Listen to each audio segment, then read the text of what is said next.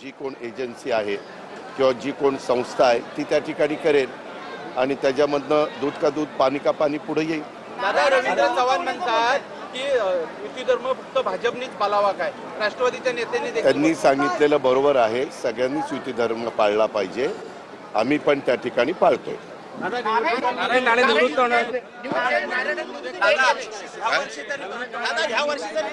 एक मिनिट. स्वतः नारायणराव राणेंनी आपल्या महाराष्ट्राच्या राजकारणामध्ये अनेक वर्ष काम केलेलं आहे. राज्याचं प्रमुखपद भूषवलंय, विरोधी पक्ष नेतेपद भूषवलं, अनेक मंत्रिपद भूषवली. ह्या कोकणवासियांनी त्यांना खासदार पण केलं, केंद्रीय मंत्री पण केलं आणि वेगवेगळ्या ठिकाणी अनेक ठिकाणी त्यांनी कामं केली. आता त्यांनी त्याबद्दल मला तुम्हीच प्रश्न विचारताय, मला काही त्याच्याबद्दलची माहिती नाही. परंतु माझी भेट झाल्यावर मी त्यांना विचारीन की बाबा का आपण असा निर्णय घेतला. कारण त्यांना जनतेने 5 वर्षाच्या करता खासदार म्हणून निवडून दिलेलं आहे आणि ह्या गोष्टीला फक्त 1.5 वर्ष माझ्या माहितीप्रमाणे झालेलं आहे.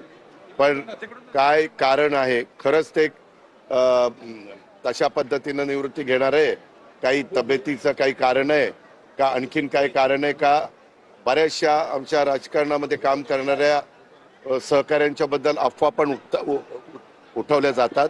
तर ही अफवा ते त्यांच्याशी बोलल्यावरच वस्तुस्थिती कळेल. तर युती धर्म सर्वांनी पाहायला पाहिजे, आम्ही देखील पाहतो असं अजित पवार यांनी म्हटलेलं आहे.